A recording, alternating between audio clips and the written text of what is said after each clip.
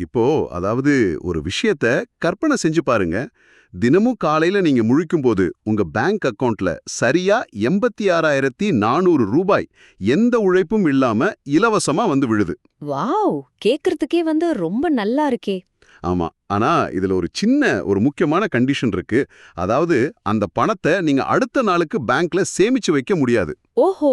அப்போ அன்னைக்கே செலவு பண்ணிரணுமா? கரெக்ட். ராத்திரி சரியா 11:45 மணிக்கு நீங்க செலவு பண்ணாத பணம் மொத்தமும் உங்க அக்கவுண்ட்ல இருந்து மாயமா மறைஞ்சிரும். இப்ப சொல்லுங்க, இப்படி ஒரு ஆஃபர் உங்களுக்கு கிடைச்சா நீங்க என்ன பண்ணுவீங்க? கண்டிப்பா ஒரு ரூபா கூட வீணாக்க மாட்டோம் இல்லையா? நமக்கு தேவையானத வாங்குவோம், இல்லனா எங்கேயாவது முதலீடு செய்வோம். ம் அதேதான். அந்த 86,400 ரூபாயில ஒரு சிறு தொகையை கூட சும்மா விட நம்ம மனசு சம்மதிக்காது. ஆனா பாத்தீங்கன்னா, இதே கணக்கு தான் தினமும் நம்ம வாழ்க்கையிலயும் நடக்குது. பணம் இல்ல, வினாடிகள். ஆமா. தினமும் நமக்கு 86,400 வினாடிகள் கொடுக்கப்படுது. கரெக்ட். அத நாம எப்படி செலவழிக்கிறோம்? இத பத்தி தான் இன்னைக்கு நாம the currency of time and the path to success அப்படிங்கிற தலைப்புல இருக்கிற குறிப்புகளை வச்சு ஆழமா அலச போறோம். எப்பவுமே புதுசா கத்துக்க விரும்புறவங்கள இந்த விரிவான விவாதத்துக்கு நான் வரவேற்கிறேன். நீங்க ஆரம்பிச்ச அந்த 86,400 வினாடிகள் கணக்கு இருக்கு இல்லையா? அது உண்மையிலே நம்மள ஒரு கணம் நிதானிச்சு யோசிக்க வைக்குது. ஆமா. எப்படி சொல்றது?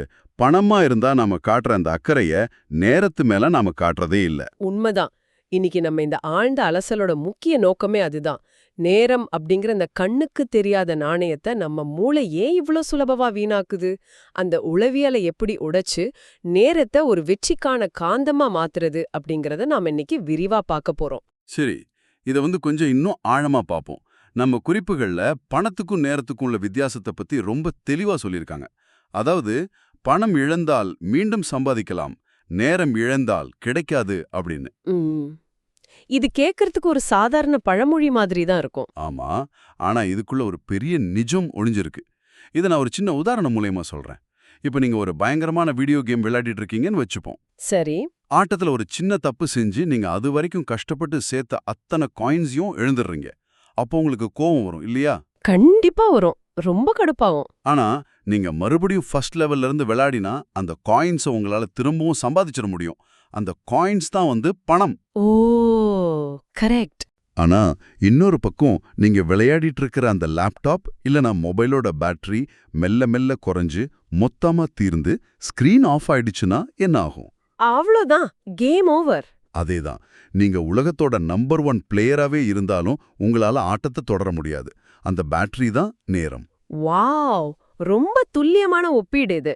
அந்த வீடியோ கேம் பேட்டரி உதாரணம் பணத்துக்கும் நேரத்துக்கும் உள்ள அடிப்படை வேதியியலையே நமக்கு புரிய வைக்குது. எப்படி சொல்றீங்க? அதாவது பணம் அப்படிங்கிறது புதுப்பிக்கக்கூடியது, ஒரு ரினியூவபிள் ரிசோர்ஸ்.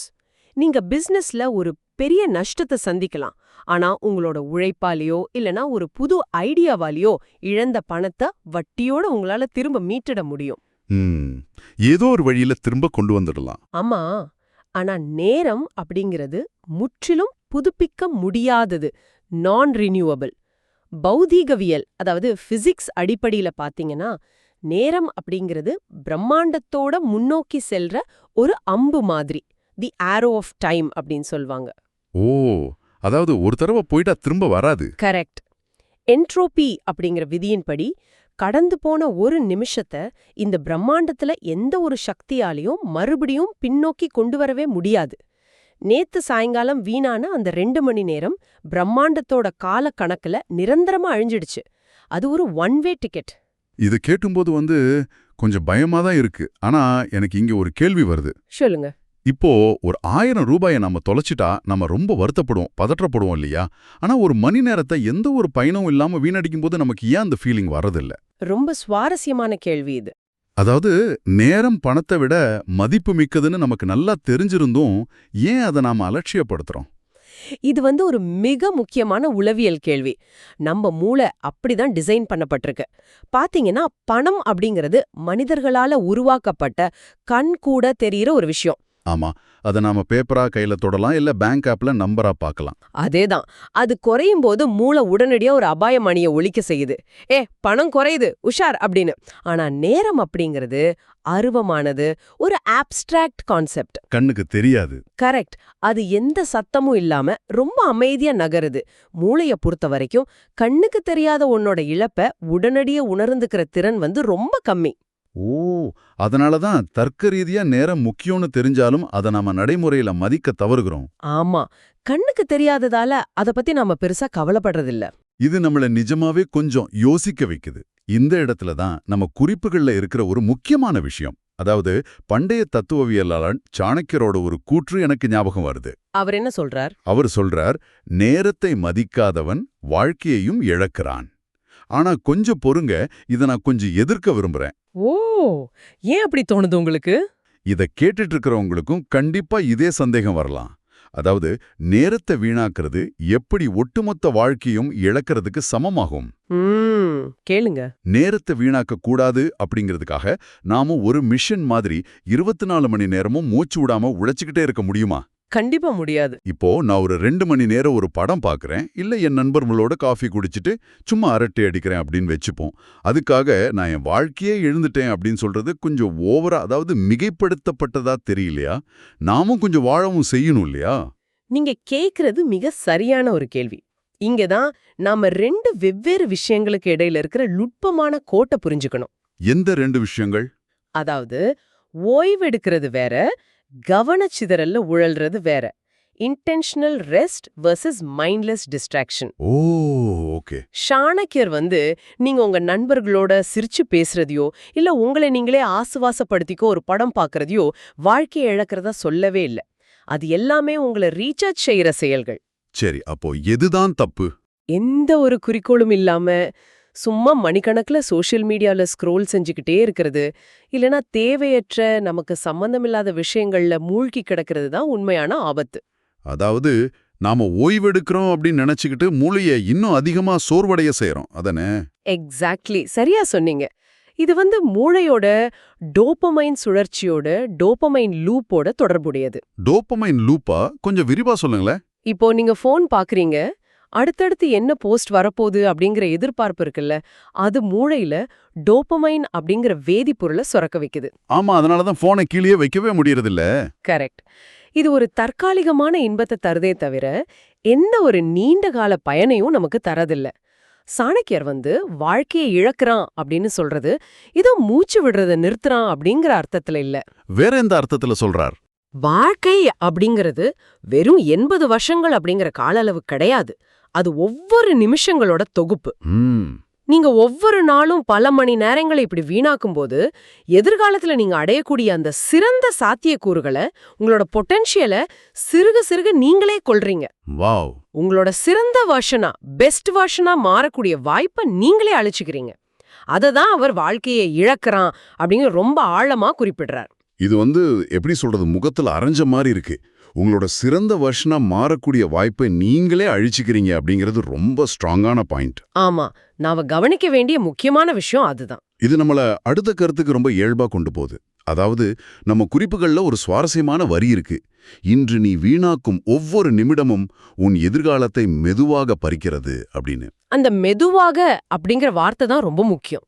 கரெக்ட். இந்த மெதுவாக அப்படிங்கிற வார்த்தை தான் இங்க ரொம்ப பயங்கரமானது. இப்போ ஒரு திருடன் நம்ம வீட்டுக்குள்ள புகுந்து பொருட்களை திருடுனா நம்ம அலறி துடிப்போம், போலீஸ் கூப்பிடுவோம். ஆமா, ஏன்னா அது கண்ணுக்கு தெரியுது. ஆனா இந்த திருடன் பாத்தீங்கன்னா கடிகாரத்தோட டிக் டிக் சத்தத்தோட எந்த அறிகுறியும் காட்டாம நம்ம எதிர்காலத்தையே ரொம்ப அமைதியா திருடிட்டு இருக்கான். இதை நாம ஏன் பெருசா உணர்றதில்ல? இதுக்கும் பரிணாம வளர்ச்சிக்கும், அதாவது எவல்யூஷனுக்கும் ஒரு தொடர்பு இருக்கு. பரிணாம வளர்ச்சியா? எப்படி? பரிணாம உளவியல்ல இத டெம்போரல் டிஸ்கவுண்டிங் இல்லனா பிரசன்ட் பயஸ் அப்படின்னு சொல்லுவாங்க.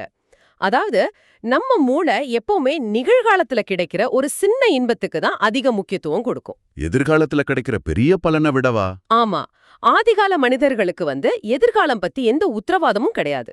இன்னைக்கு சாப்பாடு கிடைச்சா சாப்பிடணும், இல்லனா நாளைக்கு எந்த மிருகத்துக்காவது நாம இரையாயிடலாம். ஓ, அதனால அவங்க மூளை எப்பவுமே உடனடியா என்ன கிடைக்குமோ அதை தான் ஃபோக்கஸ் பண்ணுச்சு. எக்ஸாக்ட்லி. அவங்க மூளை உடனடி பலன்களுக்காகவே, இம்மீடியட் ரிவார்ட்ஸ்க்காகவே வயர் செய்யப்பட்டிருந்தது. அந்த பழைய மூளைய தான் நாமும் இன்னைக்கு வரைக்கும் சுமந்துட்டு இருக்கோம். ஓஹோ, அப்படி என்றால் இன்னைக்கு ராத்திரி நான் உட்கார்ந்து படிக்கணும் அப்படிங்கிற நீண்டகால இலக்குக்கும் இப்போ உடனே இந்த வெப் சீரிஸை பார்க்கணும் அப்படிங்கிற உடனடி இன்பத்துக்கும் இடையில ஒரு போர் நடக்கும்போது நம்ம மூளை அந்த வெப் சீரிஸ் பார்க்கறத தான் தேர்ந்தெடுக்கும். ஆமா, இது தினமும் நடக்கிற ஒண்ணுதான். ஏன்னா இன்னைக்கு 1 மணி நேரம் வீணாவறதால நாளைக்கு காலையில உங்க உலகம் எதுவும் இடிஞ்சு விழுந்துற போறதில்ல. அதனாலதான் மூளை அது ஒரு பெரிய ஆபத்தா பாக்குறது இல்ல. கரெக்ட். இத நான் நிதித்துறையில, அதாவது ஃபினான்ஸ்ல இருக்கிற ஒரு உதாரணத்தோட ஒப்பிட்டு சொல்றேன். உங்கள்ட்ட அதிக வட்டி வசூலிக்கிற ஒரு கிரெடிட் கார்டு இருக்குன்னு வச்சுப்போம். சரி. நீங்க அந்த மாசம் கட்ட வேண்டிய முழு தொகையையும் கட்டாம வெறும் அந்த மினிமம் பேலன்ஸ மட்டும் கட்டிக்கிட்டே வரீங்க. ஆமா, நிறைய பேர் அப்படிதான் செய்வாங்க. அப்படி செய்யும்போது நீங்க இன்னைக்கு எந்த பெரிய இழப்பையும் உணர மாட்டீங்க. உங்களுக்கு எல்லாம் இயல்பா போறது போலவே தோணும். ஆனா அந்த வட்டி ஏறிக்கிட்டே போகும். ஆமா, அந்த வட்டி கூட்டு வட்டியா, காம்பவுண்ட் இன்ட்ரெஸ்டா மாறி சில வருஷங்கள்ல உங்களை ஒரு மிகப்பெரிய கடன் வலையில தள்ளிடும். வாவ், நேரம் வீணாவதும் அப்படிதான் சொல்றீங்களா? அதேதான். இத நாம காக்னிட்டிவ் டெட் அப்படின்னு சொல்லலாம். இன்னைக்கு நீங்க வீணாக்கும் ஒவ்வொரு 15 நிமிஷமும் ஒரு சின்ன மினிமம் பேலன்ஸ் கட்டுறது போலதான். இது கேட்கறதுக்கே ரொம்ப கவலையா இருக்கு. ஆமா, சில வருஷங்கள் கழிச்சு திரும்பி பார்க்கும்போது நீங்க சாதிக்க வேண்டிய பல விஷயங்கள் உங்களை விட்டு ரொம்ப தூரம் போயிருக்கும். அந்த பின்னடைவை உங்களால ஈடு செய்யவே முடியாது. அந்த கிரெடிட் கார்டு மினிமம் பேலன்ஸு உதாரணம் ரொம்ப சரியா பொருந்துது. நம்ம எல்லாரும் ஏதோ ஒரு வகையில இந்த தப்ப செஞ்சுட்டு தான் இருக்கோம். உடனடி இன்பத்துக்காக நம்மளோட எதிர்காலத்தை நாமே அடகு வைக்கிறோம். ஆமா, அது ஒரு கசப்பான உண்மை. சரி, இவ்ளோ பேசுறோமே, இந்த பிரச்சனைக்கு தீர்வு தான் என்ன? நம்மளோட மூளையே இயற்கையாவே நமக்கு எதிரா செயல்படுது. இந்த சமூகமும் நம்ம கவனத்தை சிதறடிக்க 1000 தூண்டில்களை வீசுது. இதிலிருந்து தப்பிச்சு எப்படி வெற்றி பெறது? அதுக்கான பதிலும் நம்ம குறிப்புகள்ல இருக்கு. ஆமா, நம்ம குறிப்புகள்ல இது பத்தி ஒரு சுவாரஸ்யமான வரி இருக்கு. நான் அதை படிக்கிறேன். அதாவது, நேரத்தை மதித்து உன் இலக்கில் கவனம் செலுத்து, ஒரு நாள் வெற்றி உன்னை தேடி வரும் அப்படின்னு. ஆனா நேர்மையா சொல்லணும்னா, இத கேக்கும்போது ஏதோ ஒரு செல்ஃப் ஹெல்ப் புக்கோட, ஒரு சுய முன்னேற்ற புத்தகத்தோட அட்டைப்பட வாசகம் போல தோணலையா? நீங்க அப்படி நினைக்கிறீங்க? ஏன்னா வெற்றியை தேடி நாம தான் ஓடணும். அது எப்படி நம்மள தேடி வரும்? இது கொஞ்சம் எப்படி சொல்றது, நடைமுறைக்கு ஒவ்வாதது போல இருக்கு. மேலோட்டமா பார்த்தா உங்களுக்கு அப்படிதான் தோணும். நாம சின்ன வயசுல இருந்தே வெற்றிய ஒரு வேட்டை பொருள் போலவும், நாம தான் ஆயுதங்களை எடுத்துக்கிட்டு அதை துரத்தி பிடிக்கணும் அப்படின்னு தான் நமக்கு சொல்லி கொடுத்திருக்காங்க. ஆமா, அப்படிதான் நாம நம்பிட்டு இருக்கோம். ஆனா இந்த குறிப்பு உணர்த்துற தத்துவம் முற்றிலும் வேறானது. இது மேஜிக்கோ இல்ல வெறும் தத்துவமோ கிடையாது. இது ஒரு தூய அறிவியல் மற்றும் உளவியல் பொறிமுறை, ஒரு சயின்டிஃபிக் மெக்கானிசம்.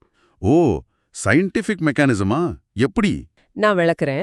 நீங்க உங்க நேரத்தை வீணான கவனச்சிதறல்கள்ல சிதறடிக்காம ஒரு குறிப்பிட்ட இலக்குல குவிக்கும்போது, அதாவது ஃபோக்கஸ் பண்ணும்போது, அங்க என்ன நடக்குதுன்னு நினைக்கிறீங்க? நம்ம திறமை இன்னும் கூர்மையாகுதுன்னு சொல்லலாமா? ஆமா, ஆனா அதை தாண்டி இன்னொன்னும் நடக்குது. நீங்க ஒரு விஷயத்துல பல 100 மணி நேரங்களை குவிக்கும்போது, அந்த துறையில நீங்க ஒரு அரிய திறமையாளரா, ஒரு ரேர் டேலண்டா மாறுறீங்க. ஓகே. இத கெரியர் கேபிட்டல் அப்படின்னு சொல்லுவாங்க. நான் ஒரு சின்ன உதாரணம் சொல்றேன். ஒரு சூரிய ஒளியை நீங்க சாதாரணமா பார்த்தா அது வெறும் வெளிச்சம்தான். ஆமா, கொஞ்சம் சூடா இருக்கும், அவ்வளவுதான்.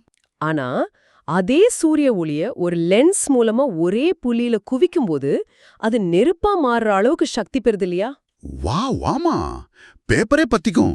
அதே போலதான் உங்க நேரமும். சிதறடிக்கப்படும் நேரம் சாதாரணமா கடந்து போயிடும்.